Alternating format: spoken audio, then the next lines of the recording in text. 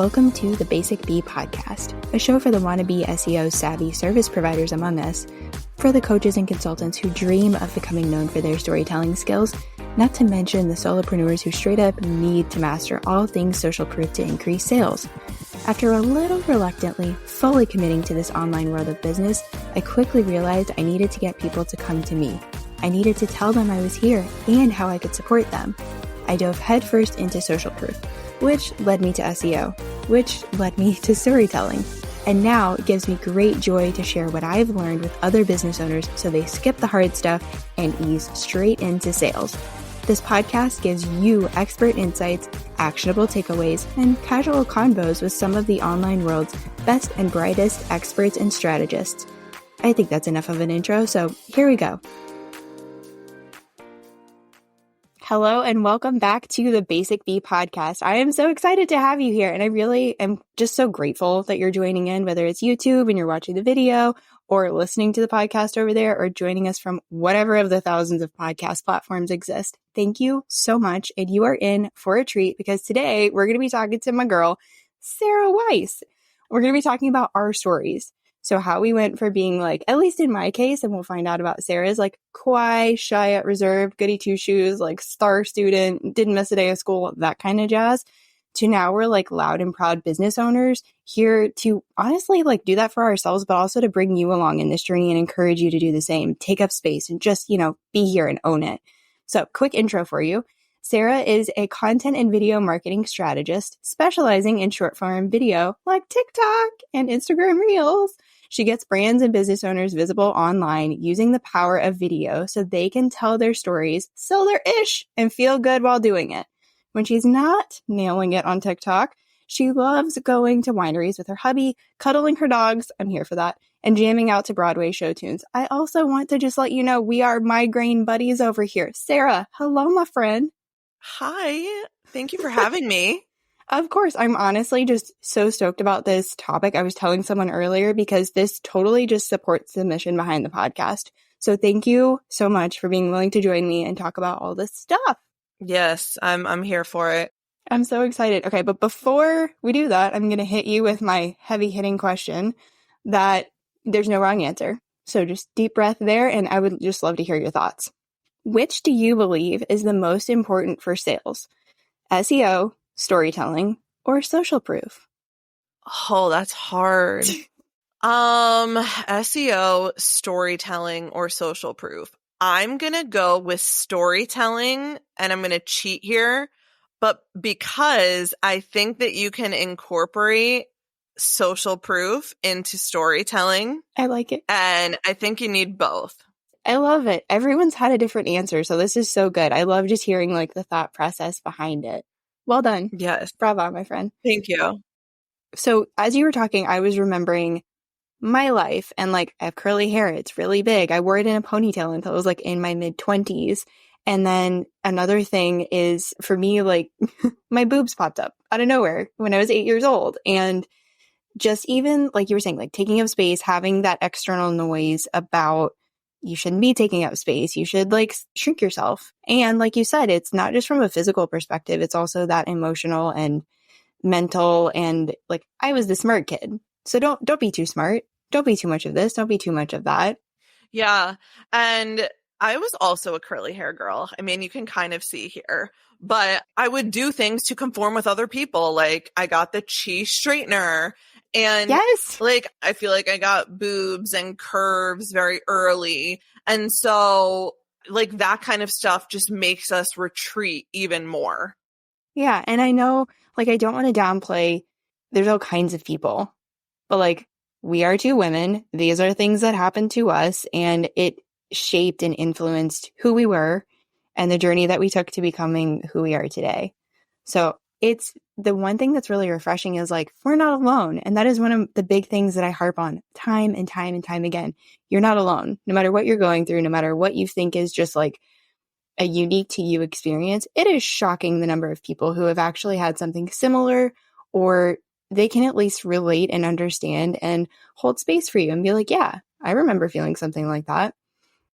Yeah. And I want to just say, like, as quickly as I can, that like I am so happy now in my bigger body, and I couldn't love it more, and it keeps me healthy. And truly, I firmly stand behind the stance that you can be healthy at any size. And every size is so beautiful. And no matter if you are an extra small or a 5X, you should take up as much space as you want or need to. But it took me time to get there. Yeah. And I think it has taken many of us time to get there. One thing I hear from, especially like, so my background is in massage therapy. I had a lot of clients. I got to see all kinds of different bodies, all kinds of different like able-bodiedness as well. And something that like always just was a cool reminder to get almost daily, if not weekly, was from my older crowd. And especially women, they were like, you're coming into your own a lot faster than I was. And I'm so happy for you. And it didn't feel like that though. It felt like it took for fucking ever. But everyone's journey is going to unfold how it needs to unfold. It might take you for freaking ever, but it also might happen quickly for you. And I totally agree with you that it's so nice to be at least moving to the other side of that. I feel like I'm on the other side of that, but there's still days where it's like, oh, I don't feel so great about this, or I don't know, like imposter syndrome pops up, and like whatever else you want to call it pops up, and you're nodding along.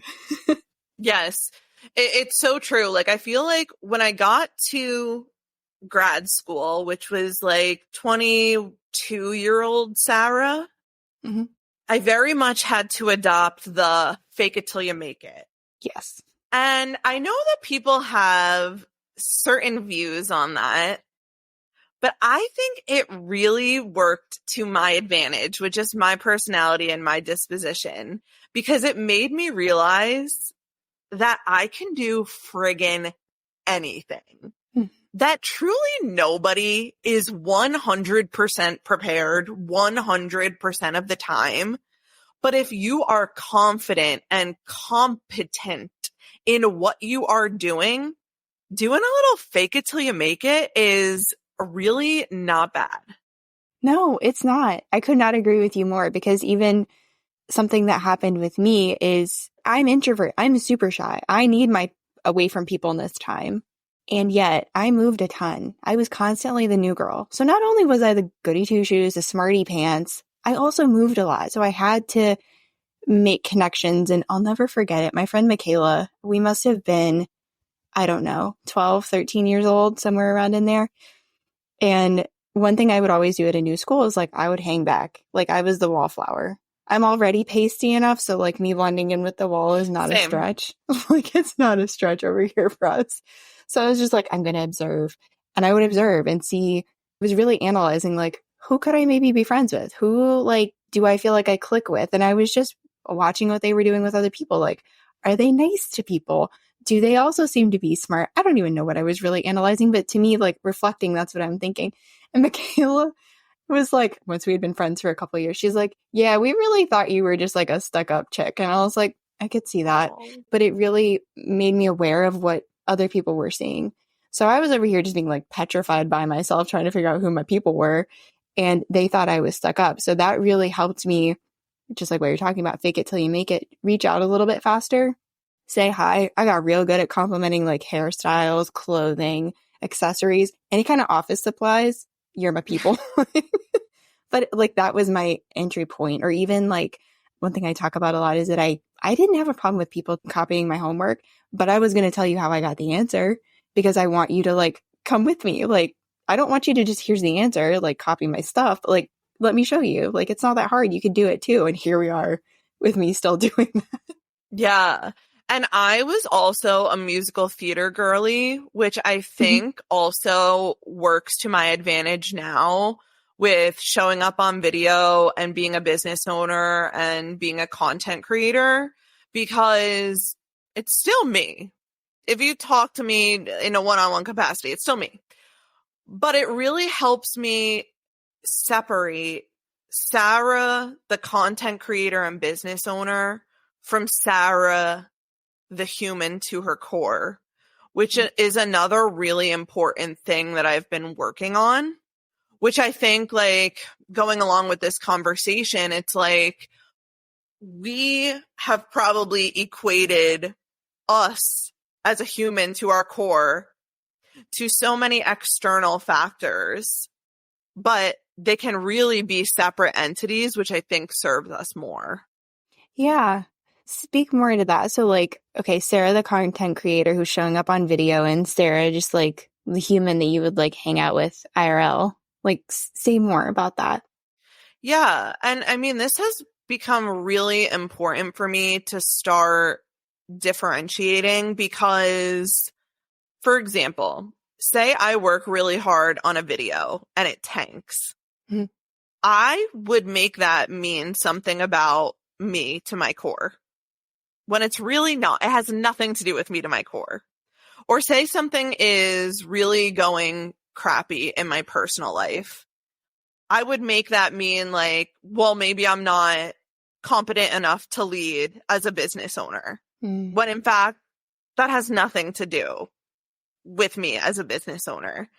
And so really taking these circumstances and separating them and combing through them and seeing who is Sarah to her core as a person, and then who is Sarah as a business owner. And not only that, but like your results and your views and your income do not reflect you to your core. Like those are two separate things, which is so important. I mean, I feel like a lot of people listening to your podcast are personal brands. Mm-hmm. It's very important for us to differentiate.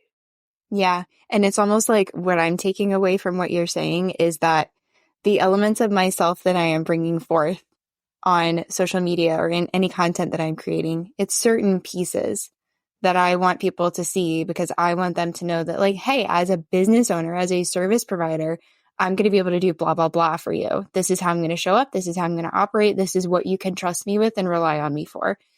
And then there's like Brittany, the whole person, Sarah, the whole person. So that is a really good key point to make because that's largely what, like, I don't love my family following me on Instagram. Yeah. And it was very weird at the beginning because they were like, well, you're doing this and you're doing that. And it's like critiquing different things. And I'm like, yeah, because that's for my business. That is not me just like hanging out online. And it was so hard for them to like wrap their heads around that.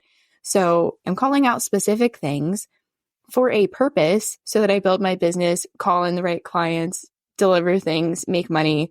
I'm able to live the life I want to live, but I'm still me.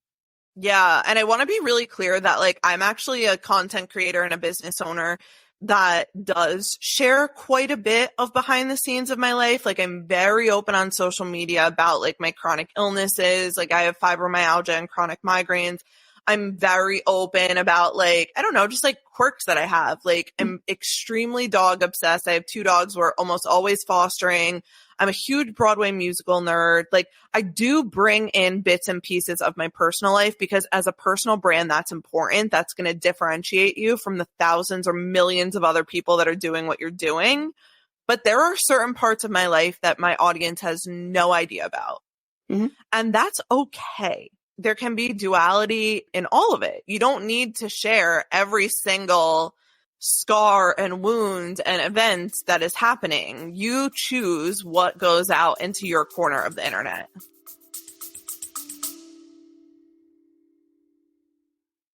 Hey, fellow podcaster. I see you out here wanting to do more with SEO, but not even knowing where to begin or what to do.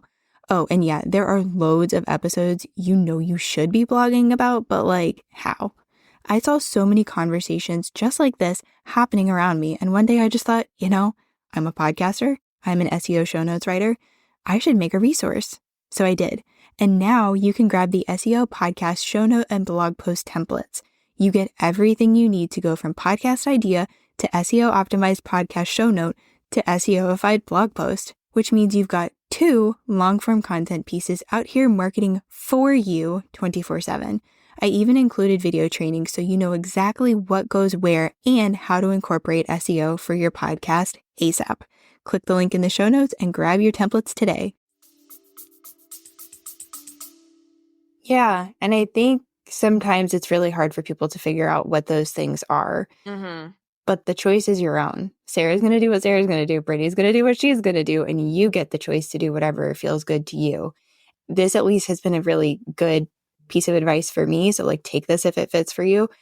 But if you are wavering on like, should I or shouldn't I? Just don't. Just like table that for a hot second. And if you want to come back to it, that's cool. But if you're having that like unsure moment, for me, that usually is an indicator, not right now, or just no.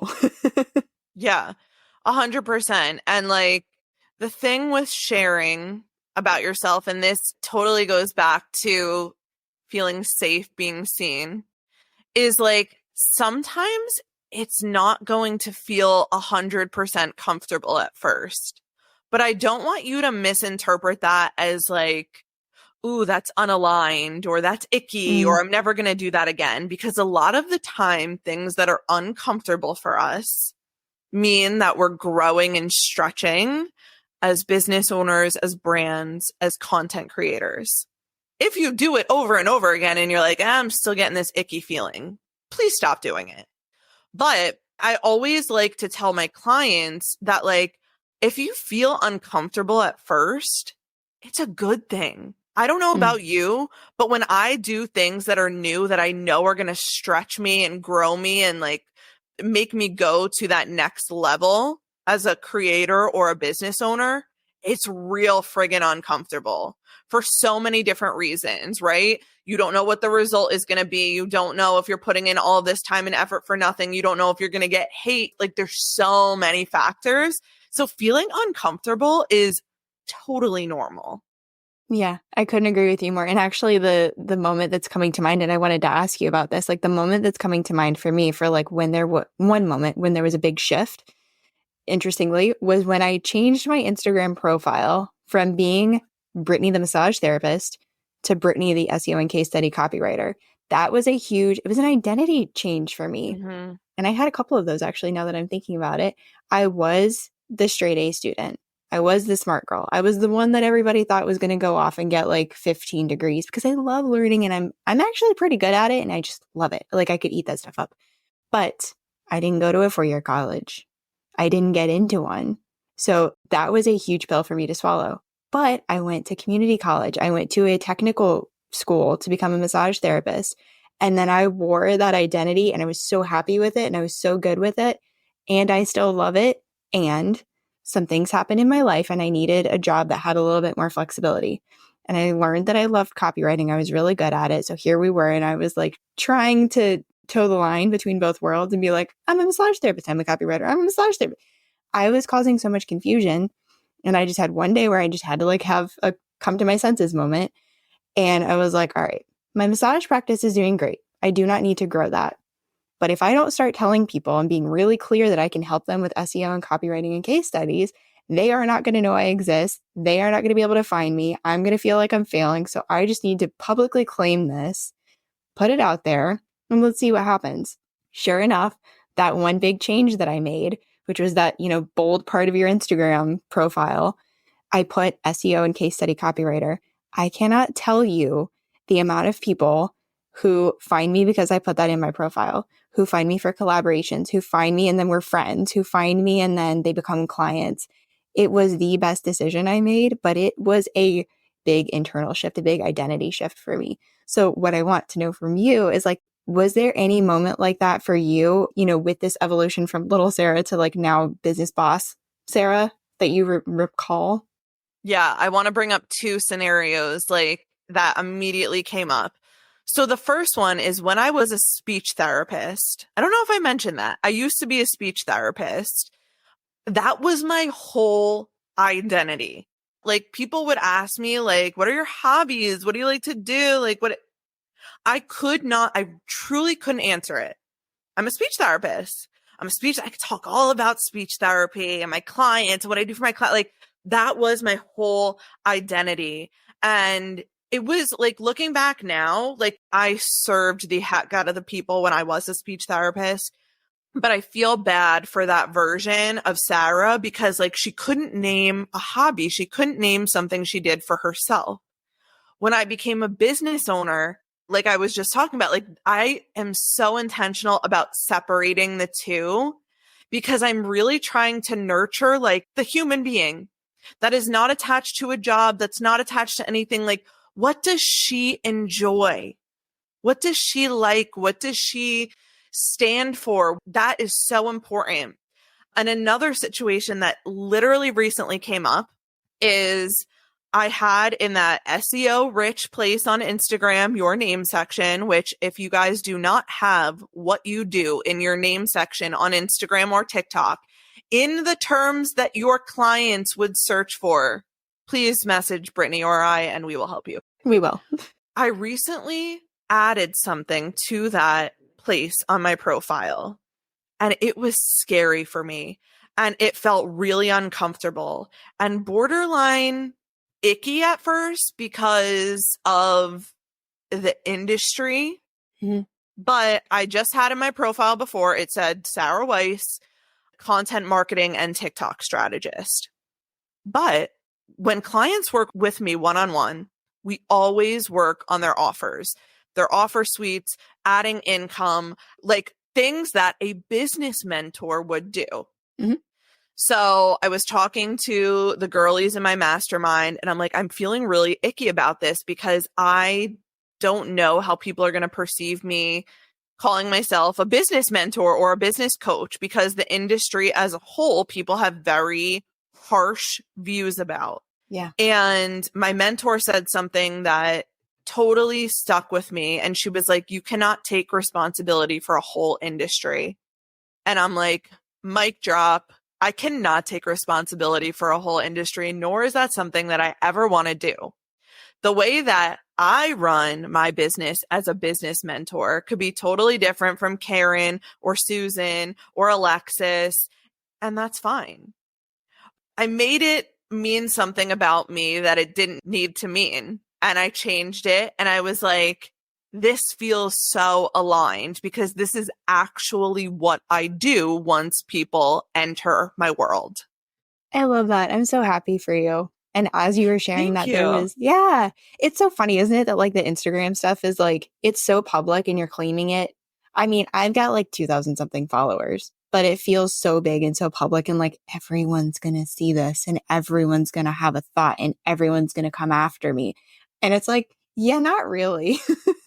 Oh my God. And now it's so much more official because full transparency, I pay for the verified version of Instagram because there was this account that was pretending to be me and like messaging people and trying to get money out of them. So whatever, I pay the $15 a month for Instagram verified. So people know that it's me. When you change your name section, it is so official. You have to take a picture of your license again. So like, it was just this whole dramatic thing because I'm friggin' paying for Instagram verified that I had to take a picture of my license and then you can't change it for 14 days. And so I'm like, I gotta be confident about this. And so I just did it. And you can't make a typo. Otherwise you're living with that for like 2 weeks. No typos. Yeah. I think I just added podcaster within the last couple of weeks. Yeah. And even that, I was like, okay, I'm doing this. No typos. Like make sure, like triple check there are no typos. Yes. There was an awesome question that you and I both know Sally Arias. She is my business and mindset coach. Yes. Love Sally. Freaking love her. I'll make sure that her episode is linked below. And she said this question in a mindset call recently. And I had a very interesting, like mixed reaction. But it ties into what you were sharing. She said, who are you when you're not being a business owner? Who are you when you're not trying to be the smart one? Who are you when you're not trying to be fill in the blank in whatever way you need to? But if she said that and I was like, oh shit, who am I? And it took a minute. And then I was like, oh wait, I know who I am. I'm this person. I'm that person. I'm this. And you start, at least for me, I start hearing like other people's words. Oh, you're this. Oh, you're that. I'm remembering like DMs that people are sending me and things that my friends are telling me and things that my boyfriend and my family members have said about me. And so I was very much like stopped in my tracks at first. And then I was like, oh, wait, I know who I am. But Brittany, even a couple of years ago, didn't know really who she was. She was like not tapped into that. I did not have a vision that I was operating from. I wasn't even claiming some of the big life things that I really desperately want.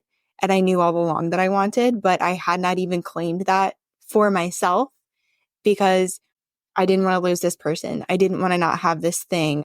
There was like a big safety situation and a people-pleasing thing, which, funny enough, that's been around in my world for a hot minute. And it really kind of sucks to realize that you've been, for me, the way I interpreted that was like, I've been putting myself last.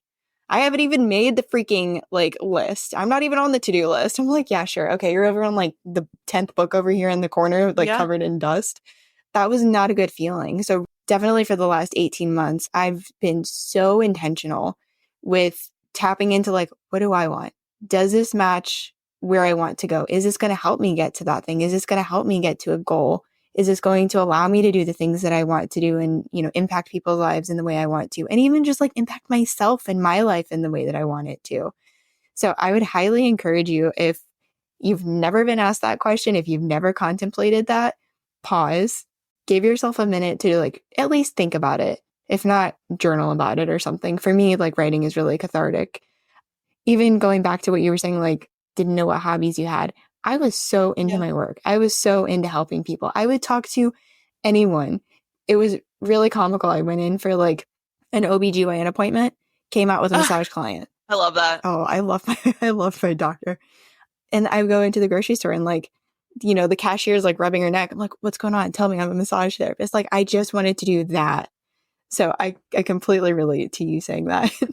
I mean, to be fair, that happens to me a lot too. Like, I was getting my makeup done for my friend's wedding and she had like a ring light out. And then before my makeup was even done, we had like exchanged numbers and like, I'm going to help her with her social media. But like, right, it just happens. It's such a forefront of our identity. And that's why it's so important to take intentional time and be like, I am the crazy dog mom. I am the Broadway musical obsessed person.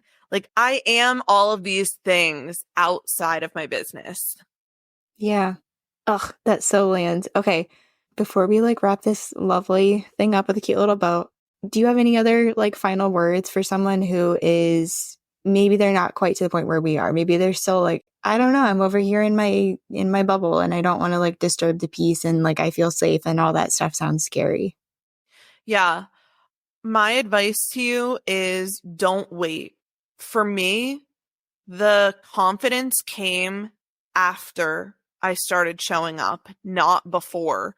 And I know that that's sometimes difficult to grasp, but truly, the more that I have shown up, the more that I get myself on video, the more visible that I get, the more seen that I am, the more confident that I am, because it helps us tell our dick brain thoughts that you're safe. Nothing bad happens when you show up and take up space, and it's completely safe. And that's literally our body and our mind's job, is to keep us safe.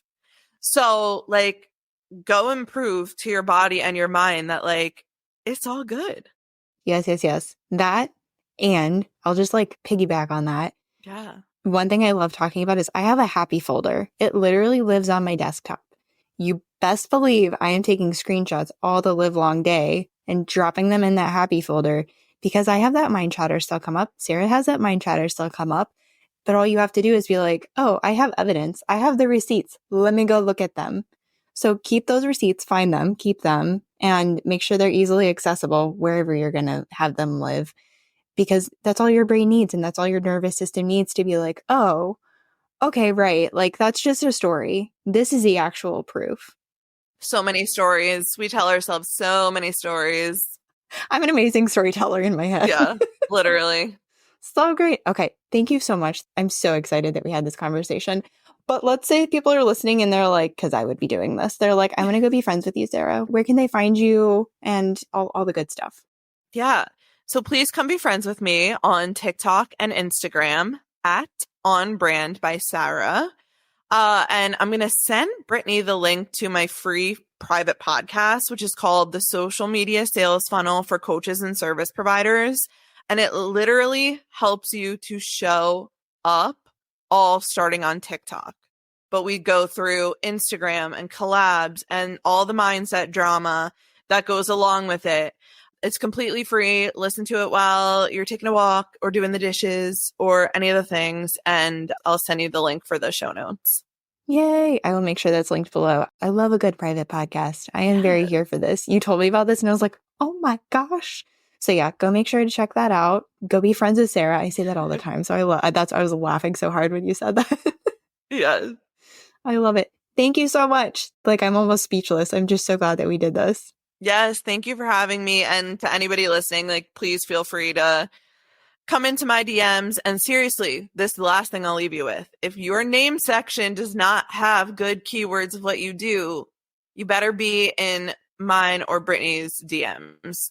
I love it. Thank you so much. Listen to the woman. All right, we will catch you next time. Thanks, friend. That was really something, wasn't it? Let that really sink in and guide you toward being the answer to even more Googled questions. Thanks so much for joining me this episode. You are the reason this show exists and that it keeps growing. You know, thanks to all those follows and reviews. If you know someone who could benefit from what was shared, send it to them. We don't do shy around here. If you thought of clarifying or follow-up questions while listening, you know what to do. Say hi on Instagram. Check the show notes for all the things that were mentioned, and I'll talk to you soon, friend. Okay, you get it. You know SEO is important, but no, you're not interested in learning another skill. Who has the time? But who are you supposed to trust with the task of getting SEO to work for you? Someone who won't ghost you mid-project or treat you like a dum-dum lollipop. Someone who actually wants to empower you and your team with all things SEO.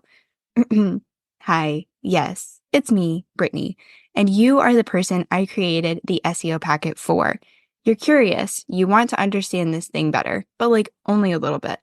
You don't actually want to do the doing.